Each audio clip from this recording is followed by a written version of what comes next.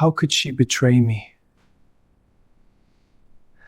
My name is Darren, and I used to think I had a solid grip on what betrayal looked like. Something dramatic, unmistakable, the kind of thing you see coming from a mile away. A slammed door, a raised voice, a confession that arrives like a car crash. I was wrong about all of it. Mine arrived on an ordinary weeknight, dressed in a crimson evening gown and smelling like someone else's ambitions. It came quietly through our own front door, in the form of a woman I thought I knew completely. I'm 36 years old. I work as a territory manager for a biotech distribution company called Novabridge Health, based in downtown Seattle. For 9 years, I believed I was living exactly the life I had set out to build, a modest but meaningful existence alongside my wife, Sophia. Not the life of magazine covers or aspirational Instagram feeds, but something more real than that. The steady accumulation of shared history, mutual trust, and the kind of comfort that comes from knowing another person deeply.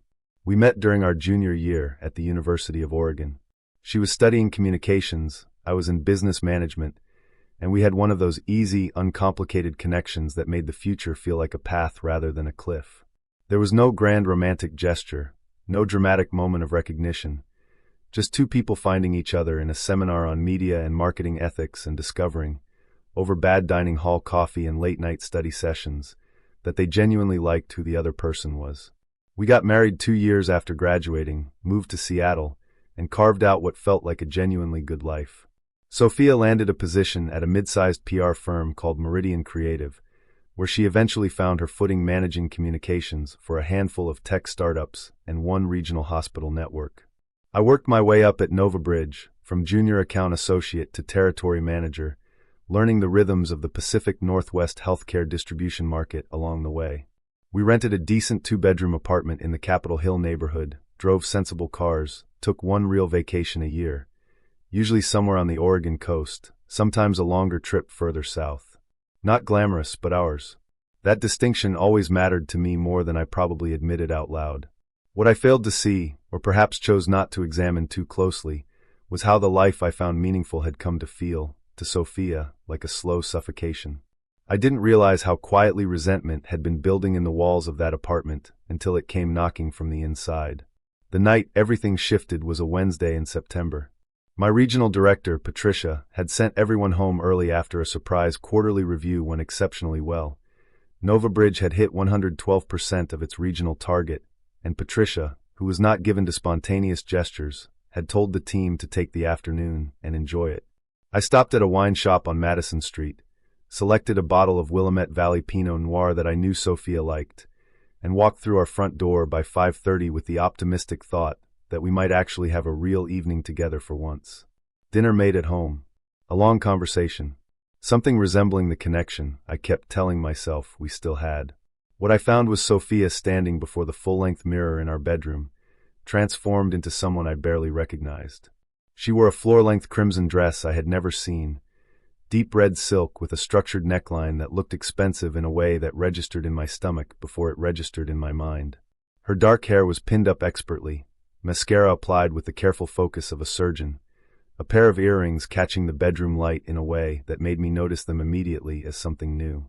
The entire scene felt staged, like a photo shoot that had started without me. Like I had walked into the middle of an event I hadn't been invited to. "Going somewhere?" I asked, setting the wine on the dresser with a casualness I didn't feel.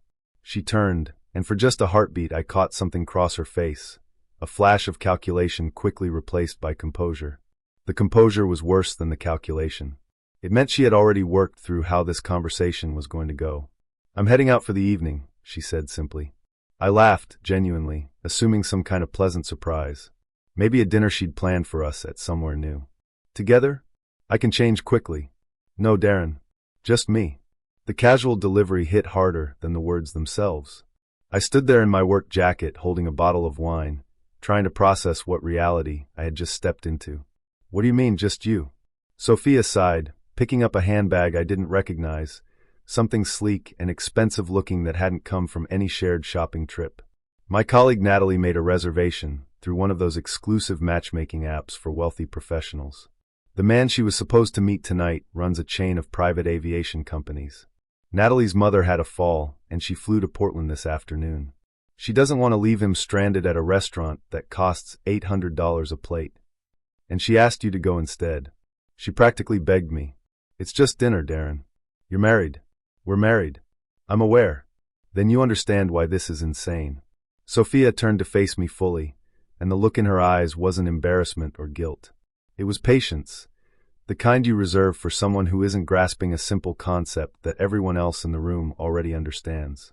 I recognized it as the look she gave clients who were being unreasonably stubborn about a PR strategy. I had never had it directed at me before. It is dinner with a stranger in a restaurant full of other people, she said. I'm doing Natalie a favor.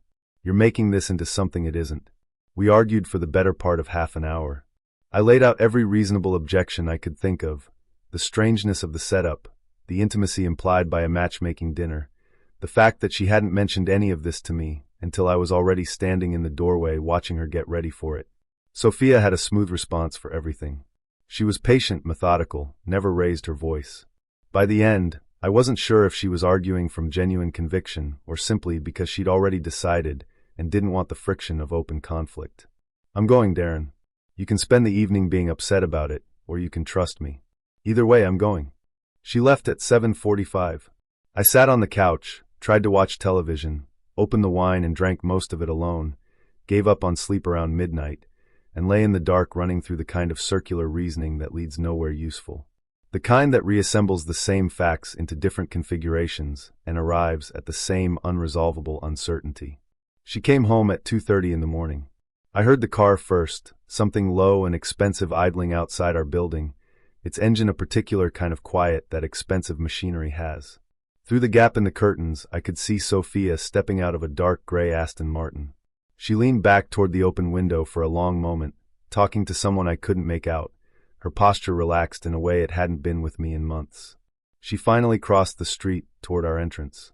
She slipped into bed beside me, thinking I was asleep. "Where were you until 2:30? I asked. She went rigid. "I thought you were sleeping. Answer the question." Dinner ran long.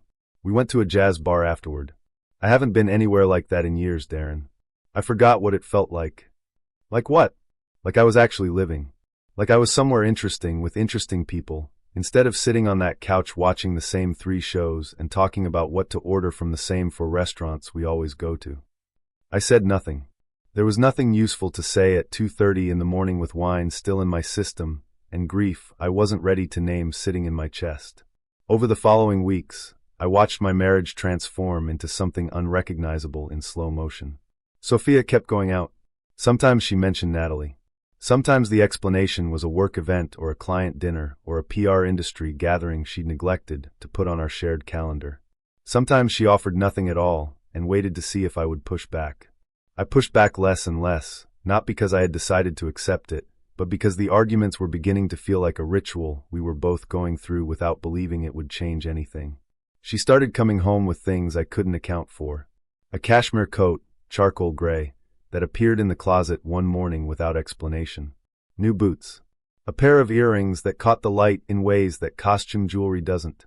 When I asked about the coat, she said there had been a bonus at Meridian Creative, year-end, tied to the hospital network account. When I called the firm the following day, ostensibly to check on a mutual contact, the receptionist had no idea what I was talking about. There had been no firm-wide bonus that quarter. That was when I understood that what I had been trying to dismiss as paranoia was actually just accurate observation. The name that kept surfacing was Elliot. Not loudly, Sophia was careful, and I will give her credit for that precision, but he kept appearing in small ways, inserted into otherwise ordinary sentences. Elliot had recommended a wine bar near Pike Place Market that she'd mentioned twice in a week. Elliot thought she should try a new approach on a client pitch. She mentioned his perspective on Seattle's commercial real estate market, the way you mention, someone you've been talking to regularly, someone whose opinions have started to feel like reference points. She said he was a business contact she'd met through Natalie. She said it so easily and so often that I started to wonder if she even heard herself saying it. The breaking point came on a Saturday morning in late October. I woke to find Sophia already dressed in an outfit I had never seen. A tailored blazer over wide-legged trousers, both of which looked like they'd been chosen by someone who understood what quality fabric felt like when you put it on.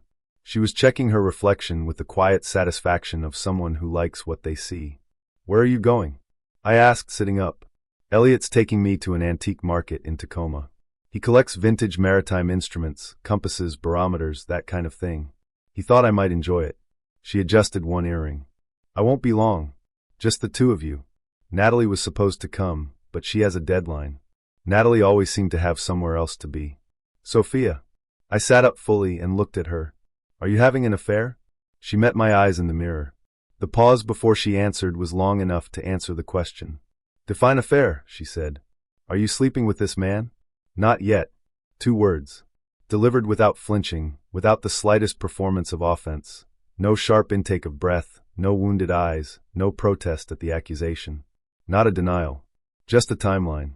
I stared at her, this stranger wearing my wife's face, and understood that we had passed some threshold I hadn't seen approaching. But you're planning to. I'm figuring things out. She picked up her bag. I've been unhappy for a while, and I haven't known how to talk about it. This is me figuring that out. She stopped at the doorway when I said her name. For a moment she looked at me like she might say something that mattered. Look at what we have, she said instead, but it came out more like an indictment than a defense. We eat at the same 4 restaurants. We take the same vacation every August to the same rental cabin in Oregon. We have conversations I could transcribe from memory, because we've had them so many times. You're a good person, Darren. I'm not saying you're not. But I want something bigger than good. I think I've always wanted that, and I spent 9 years hoping that wanting it would eventually be enough to make it stop. She left before I could form a response.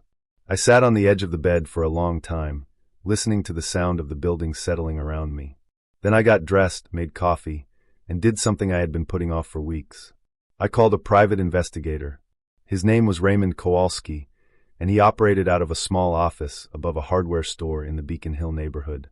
He was in his 50s, broad-shouldered, with the kind of methodical calm that comes from years of being the person who confirms what people already suspect.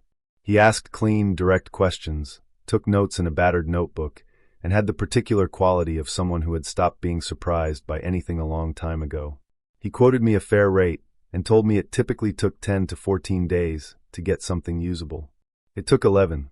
Raymond documented what I had already suspected with the thoroughness of someone who understood that the work would end up in a file and possibly in front of a lawyer. Sophia meeting a man named Elliot Granger, 41, recently divorced, founder of an aviation charter company called Solaris Wings. At restaurants I would have had to save 2 months to afford. Sophia getting into his car, drawn from a rotating collection of luxury vehicles. Sophia at his penthouse condominium on the waterfront on a Thursday afternoon, when she had told me she was in a client meeting that had run long. Raymond handed me the folder on a Tuesday evening in the parking garage below my office building. I sat in my car for 20 minutes before opening it. The photographs were worse than I expected, not because of what they showed, nothing explicit, nothing that crossed any legal threshold, but because of the expression on Sophia's face. She looked genuinely happy. Not performed for Instagram happy. Genuinely, quietly, unselfconsciously happy. Relaxed in a way I hadn't seen in years.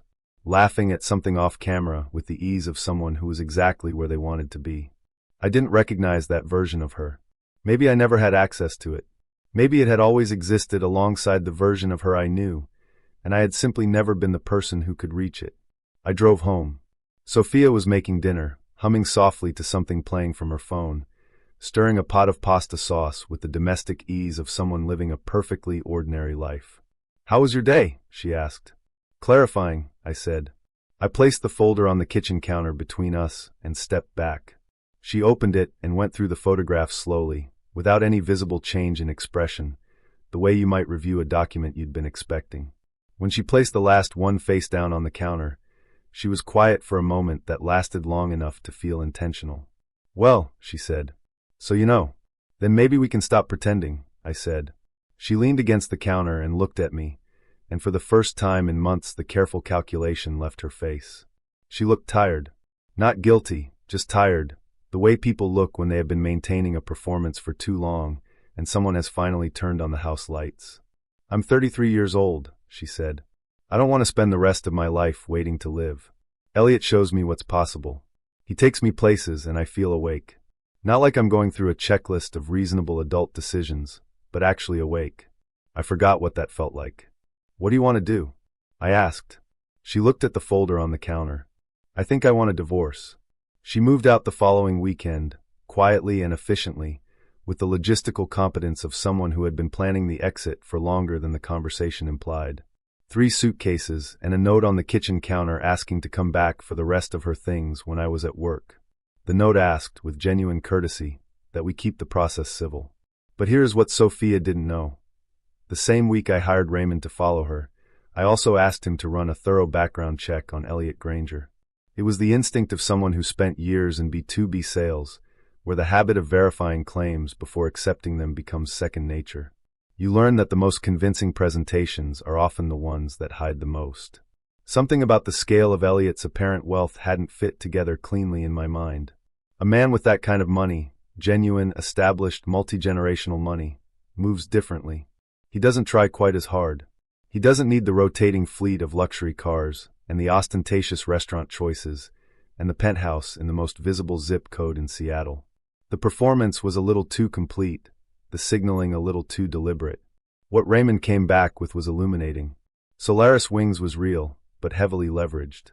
Elliot had expanded aggressively after his divorce, the kind of expansion that looks like confidence but is often closer to desperation, acquiring 2 additional aircraft on financing terms he couldn't sustainably service. He was 8 months behind on a commercial lease for hangar space at Boeing Field.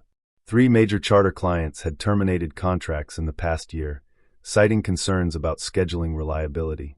He had an unsatisfied civil judgment from a former business partner who alleged Elliot had diverted company funds during a restructuring. The waterfront penthouse, the one that appeared in Raymond's photographs like proof of another world, another set of possibilities, was rented, not owned, with the lease 60 days from expiration and no renewal in sight. Elliot Granger was not a wealthy man.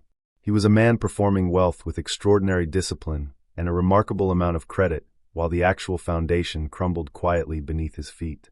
Raymond, who had seen dozens of variations on this particular pattern, described him in his notes as a lifestyle leverager, someone who understood that projection of success could attract resources that genuine success had so far failed to generate. He had been looking for a partner with professional credibility, social connections, and ideally some financial stability, who could help stabilize and legitimize a business that was bleeding out. Sophia, well regarded in Seattle's PR community, presentable, ambitious, clearly hungry for something different, had believed everything he showed her.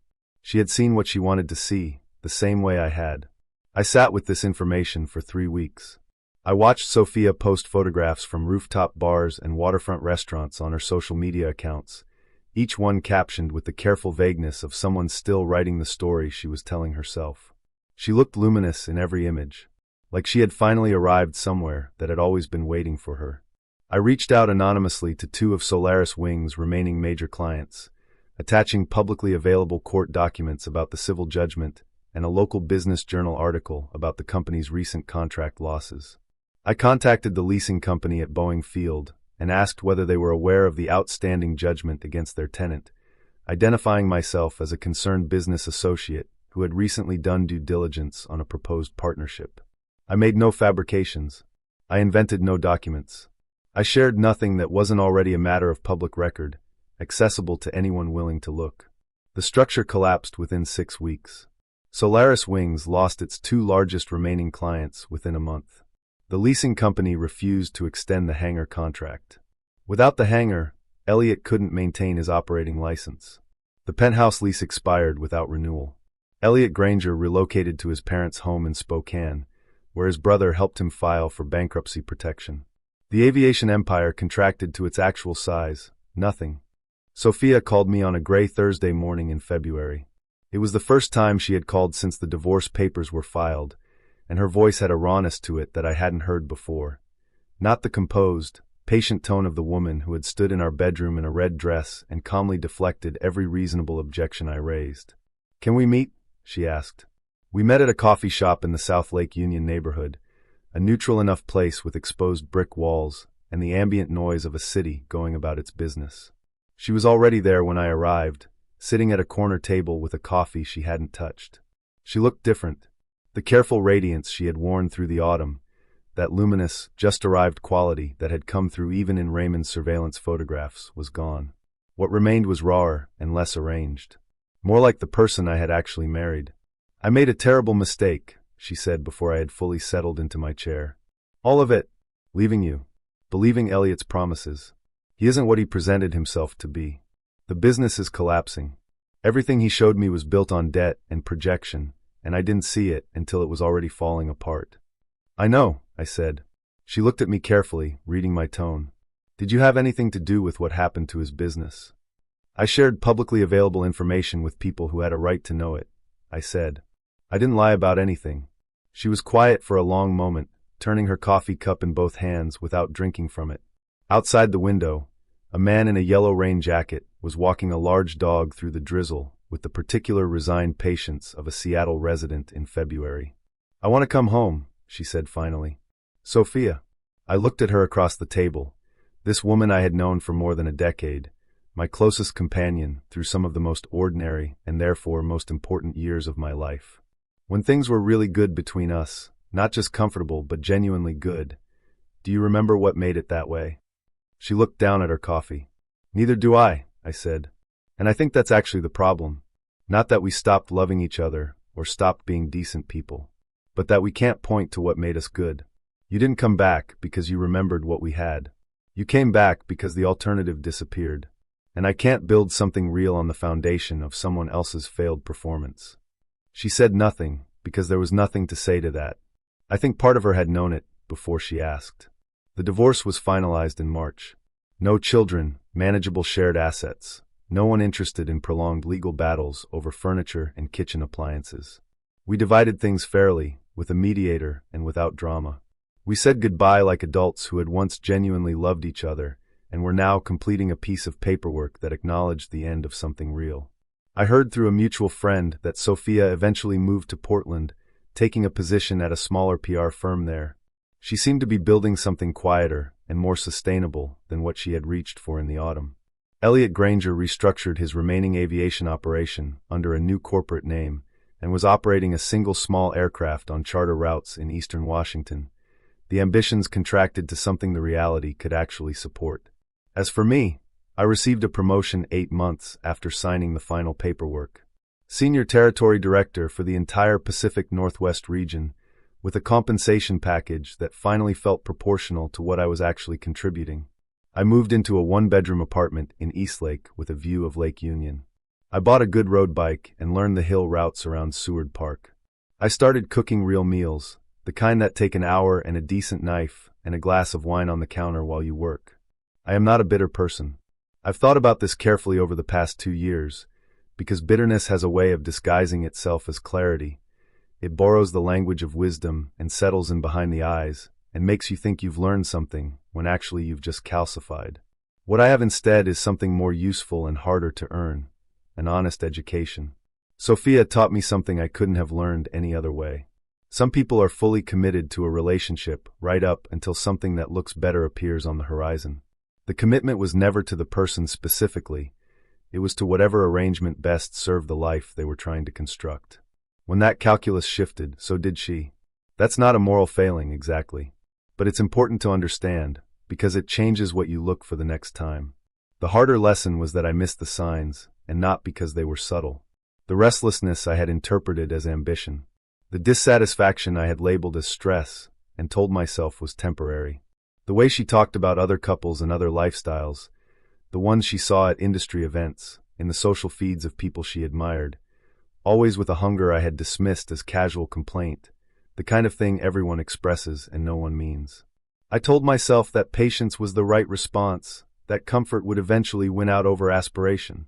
What I failed to understand was that she wasn't waiting for things to improve. She had already been planning her departure for longer than I knew. The crimson dress was not a beginning. It was the public announcement of something that had already ended quietly in the spaces between the life we were living. About a year after the divorce was finalized, I met a woman named Claudine at a professional conference in Portland.